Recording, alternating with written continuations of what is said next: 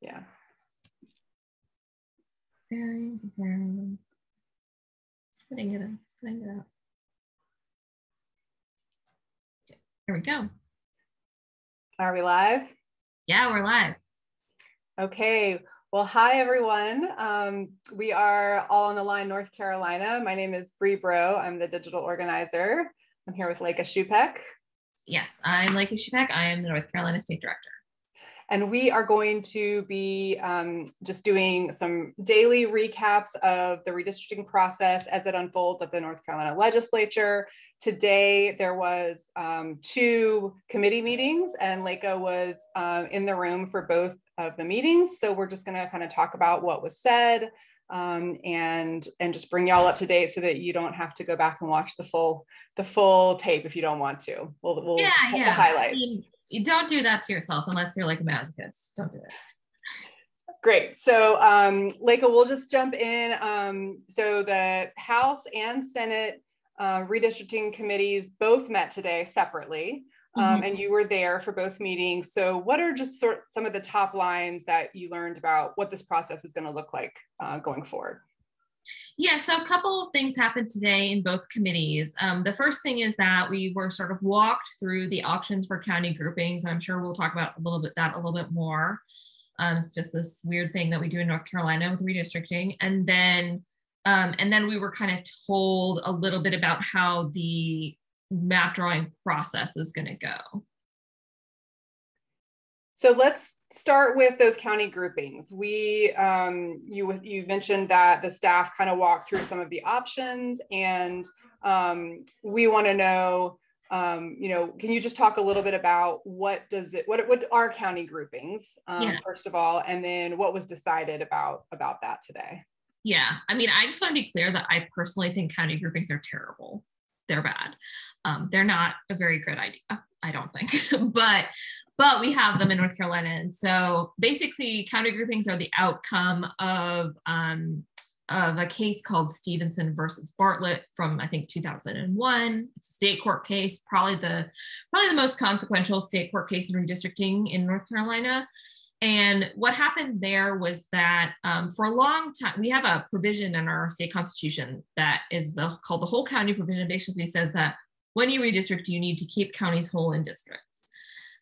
For a long time, we had sort of started to ignore that because, there's a lot of sort of federal level decisions that said one person, one vote. Basically that, electoral districts have to be roughly equal in population. So the people with votes count the same amount. And obviously all of our counties don't have the same population. So people for a long time were like, okay, well, it looks like that whole county provision doesn't meet federal standards. And so like, we'll just pretend that it's not there. And so for a long time, people were just drawing districts on the basis of population. But then basically there was a lawsuit in around 2000 trying to find a way to bring back the whole county provision. And so we'll talk about this a little bit more later, but basically what was said was that by the court was that, first of all, you need to draw Voting Rights Act districts first without regard to the whole county provision.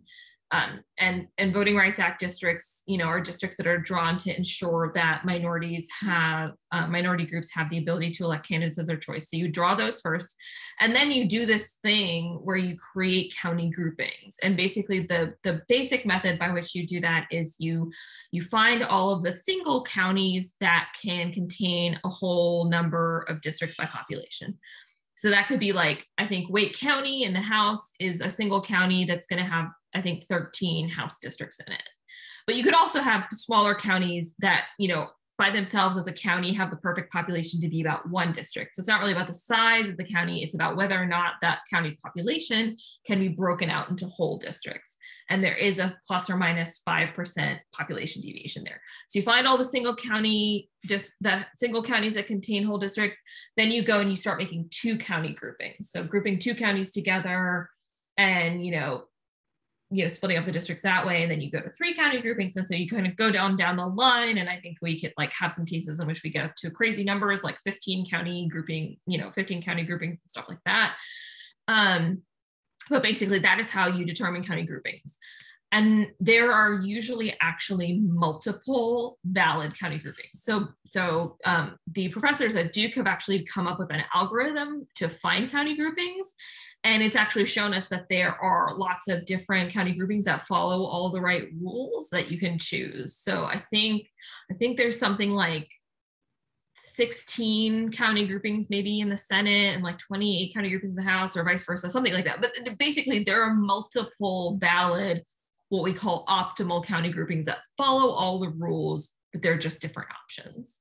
And so that's what county groupings are, is that once you make those county groupings, all the districts are drawn within the group. So they kind of almost become their own little state, because you can't go outside the lines of the group to draw districts.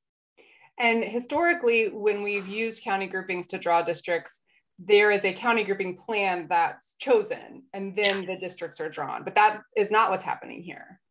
Yeah, in the past, sort of the, usually like leadership, whoever was in charge of the redistricting committees would just choose a county grouping that they wanted to go to, or they'd hold a vote on a particular county grouping, and they'd just say like, this is the official county grouping, and all the maps have to use this one county grouping. This time, something really different is happening, where basically they're saying that any legislator who wants to draw a map can use any county grouping that they prefer from sort of this list of optimal county groupings that were put together by these Duke professors. It's a really different situation. We're very used to the committee like choosing a particular county grouping and going with that. Now things are kind of like really open-ended. We really don't know what county grouping is going to end up in the enacted map. Interesting. Okay. Is there anything else that you're concerned about that, or that we should be watching, given that that's the way that we're going forward?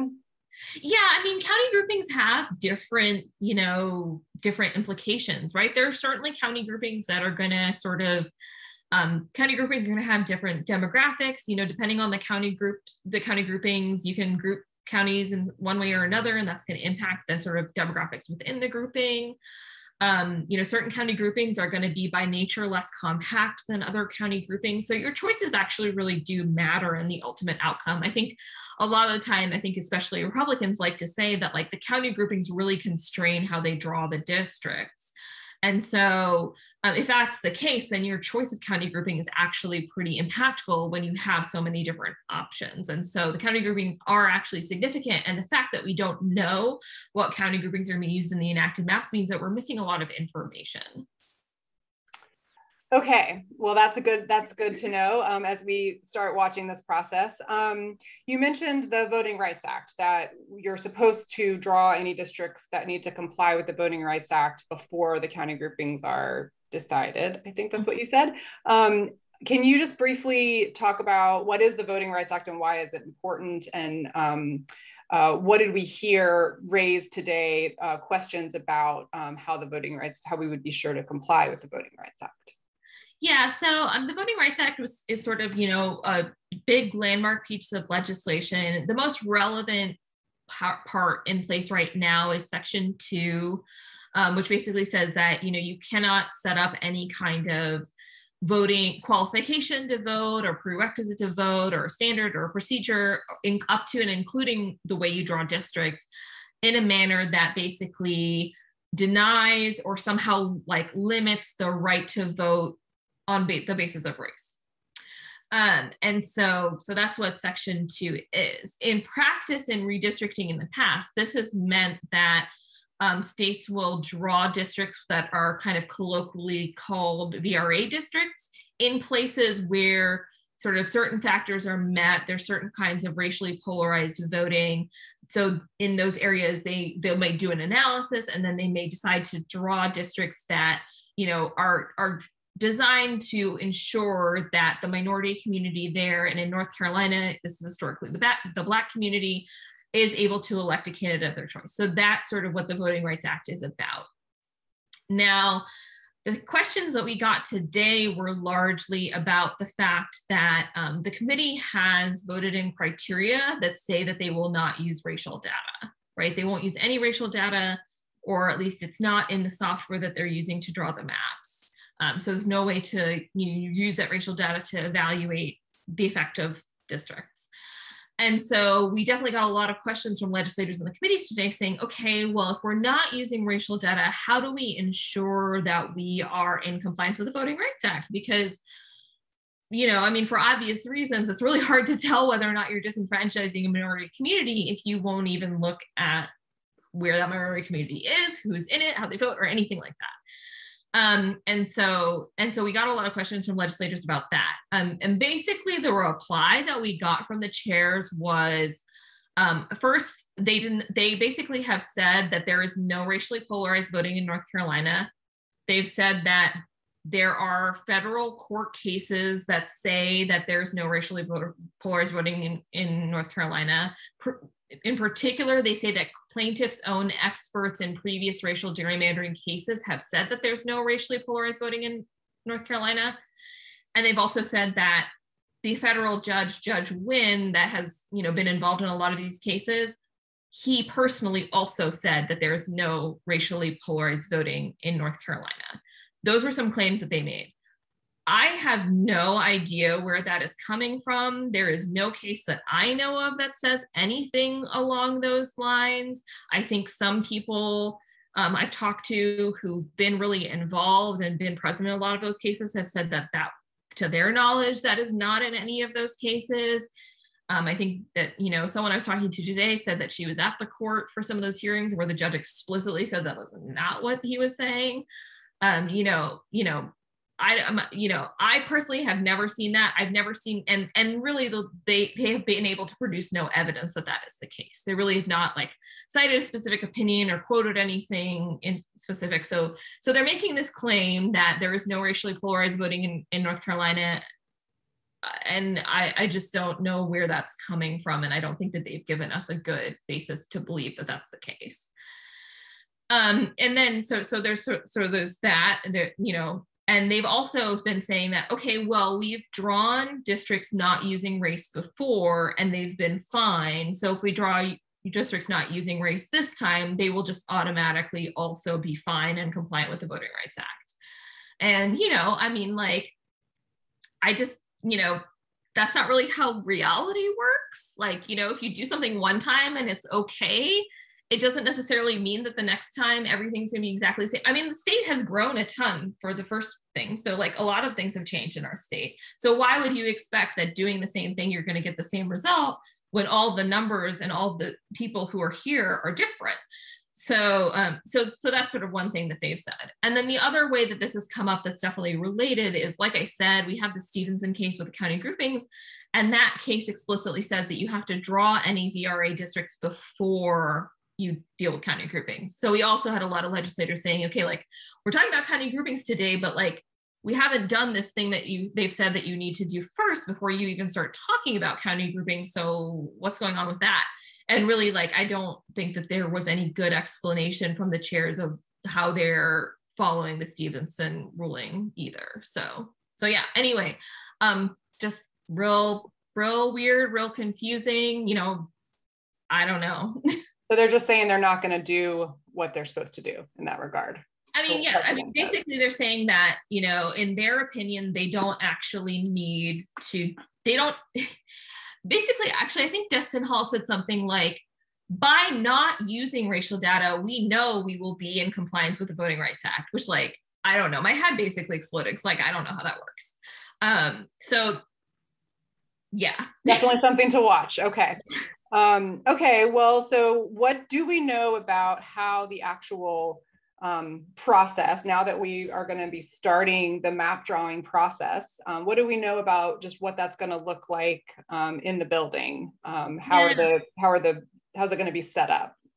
It's going to be really interesting, and I really don't know how this is going to turn out. So what we've been told so far is that there will be 4 terminals in the Senate committee room and 4 terminals in the House committee room that can be used by legislators to draw maps. And that those terminals and legislative staff will be available from 9 to 5, Monday through Friday, probably for at least the next 2 weeks, maybe for more than that. We haven't been given an explicit time frame. I think Destin Hall also said something, Destin Hall, who's the chair of the House committee, also said something about like, oh, maybe we'll like not do it on Friday so people can go home. I don't know. But still, that's a lot of open time, and we really don't know what that's going to look like. And my understanding, although it was very confusing, and honestly, I don't think it was very clearly conveyed, but my understanding is that each of those terminals will be live streamed to the legislative YouTube channel so that you can kind of watch each terminal that's being used. We were also told that there will be audio coming from each of those streams, which is something that people had complained about a lot in 2019, is that they couldn't hear what legislators were saying as they were drawing maps. So theoretically, that's going to happen this time. But, you know, I mean, it's really, and also something we were also told in the House meeting is that like one of the terminals in the House committee will be reserved for the use of the chair, and the other one will be reserved for the use of like the minority chair in particular. We weren't told that in the Senate. I'm not really sure what that's about. Like, is Dustin Hall going to come and like be like, get away from my terminal, it's fine. But like, I don't know. But we were told something along those lines.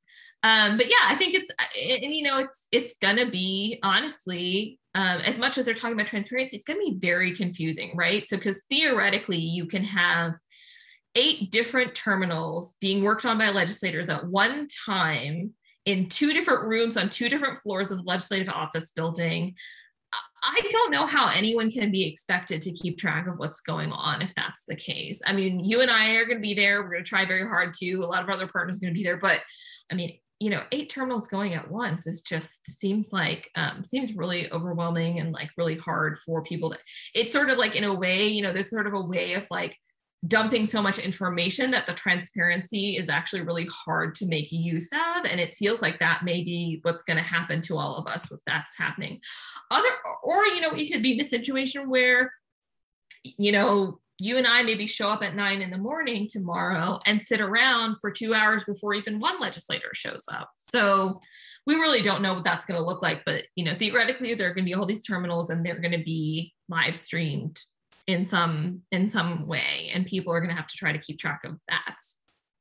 And we also heard some concerns about, they've said that the only maps that will be enacted will be maps that were drawn on one of these terminals. But several folks raised concerns today about whether people would be allowed to bring like paper printouts of previously drawn maps into the room and just redraw them on the terminal. And what was the response to that? Yeah, so I mean, we've had all this emphasis on the fact that they've decided not to use racial or partisan data.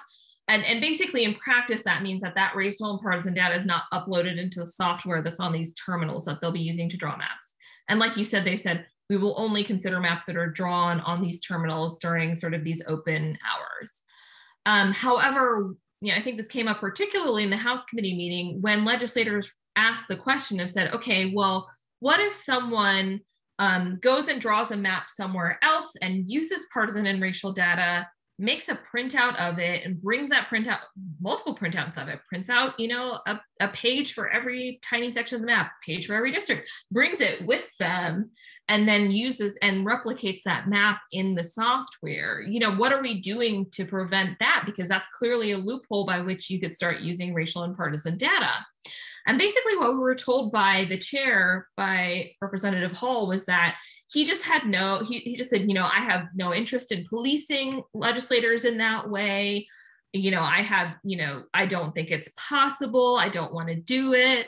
And so I think we were basically told that that's not going to be prevented, that people could easily do that. There will be nothing in place that could stop them from doing that. And so in a way, it gives a lie to a lot of the criteria that they're saying that they will have if people can just bring in third-party maps and replicate them on these terminals. And so that was really, I think that was really sort of disheartening and also really, really interesting that like there's this very obvious loophole to all these things. You're saying all these great things about like your criteria and your transparency and this and that, but you've created this like really giant obvious loophole and have just kind of said like, well, like we don't want to police people and we don't want to search them. And like, we're just going to go on the honor system for this, which, if you know anything about North Carolina redistricting, the honor system is just not going to cut it. So. And we also didn't hear anything about, several folks like at the public hearings asked for some way, some kind of readout or printout of the day's work product, but we didn't hear anything about that in either of these hearings. No, I know. I don't think there's any signs that we will see like any mapping files or anything like that until, you know, maybe for the enacted maps. Even then, there's just no guarantee. I mean, we were basically, I think something that Destin Hall said over and over again was basically like, we don't have to do any of this. You know, he was very consistent saying like, by law, we could just sit in a back room and have a consultant draw a map, show up and make you vote on it. But we're giving you all of this transparency. And the implication was like, we should be really thankful for all of this, even if there are these huge loopholes, even if it's really hard for people to follow, even if you're not going to have hearings after proposed maps, like the stance really seemed to be like people should just be grateful for like whatever crumbs they're getting, and how great are we to be doing that. And I just found that attitude just like so distasteful, because you know, North Carolina people deserve more than the bare minimum. They have been abused by gerrymandering for decades now, you know, like you know, just throwing people this kind of transparency, but creating all of these workarounds. I mean, people are not stupid. They know when this stuff is happening.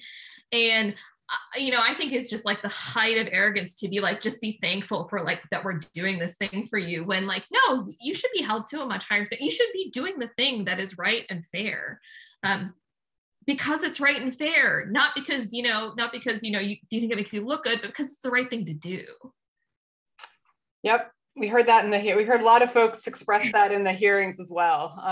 And it's unfortunate that we're getting this sort of, you know, what feels like maybe, you know, I hate to use the word sham, but a process that is, you know, designed to appear transparent, but is really lacking some actual guardrails. Well, so let's talk about just as before we close up, how can folks who want to follow the process, you know, stay in the loop? What's our plan for, we're going to be very transparent. Yeah. We're going to be sharing information readily. So what should folks look for if they want to follow this process closely? Yeah, so I mean, you and I will both be there. We will probably both be live tweeting on Twitter, and so you know, we can share those. We can share our Twitter handles. But also, you know, if you are on the All on the Line mailing list, you'll get notifications from us when stuff comes up. I feel like right now, one thing that we're definitely going to be pushing people to do is calling the committee and asking for some of those hearings after maps are proposed. That's something that we heard consistently from people across the public hearings. They really want to be able to respond to maps in full. They want more hearing sites. They want virtual options. There's just like a lot of things that the committee, you know, committee is talking a lot about transparency, but there's a lot of things that people are explicitly asking for that they have not yet given us. And so we, you know, I think that's one big thing. So if you're on our mailing list, you will get, you know, stuff about how to contact the committee about that, maybe how to write a letter to the editor about that, etc. So yeah, I think that those are the two things sort of, you know, if you want to play by play, you know, me and you will be kind of giving that on Twitter to the extent that we're there. But also if you're on our mailing list, you're following All on the Line, you know, on Facebook or Twitter, you'll see other action options from us as stuff comes up, because I do expect that we will be responding, sort of doing some rapid response in response to things that we actually see happening in the map drawing in the moment. And we'll be so we will be recapping, you know, every week we'll have a newsletter that goes out that recaps what happened that week. I'm Bribro on Twitter, BRIBROUGH. You're Leka Shupek on Twitter, LEKHASHUPECK. Yeah. And then we'll also be doing Facebook Live recaps, probably daily, as long as there's stuff going on in the legislature around like after 5. Yeah, we will try to do something like this every day. It probably won't actually be this long every day. I mean, today it feels like a lot happened, but you know, you and I will probably try to get together and do a quick Facebook Live sometime after 5 p.m. every day. Just to give folks the latest updates. Yeah. Well, thanks. If you watch this whole thing, you get bonus points. And thanks, Leka, for going down there today and sitting through the hearings and live tweeting them. Yeah, and thank you so much for, you know, talking me through this. And I will see you tomorrow there. Thanks everyone for listening. We'll see you tomorrow. Bye. Bye.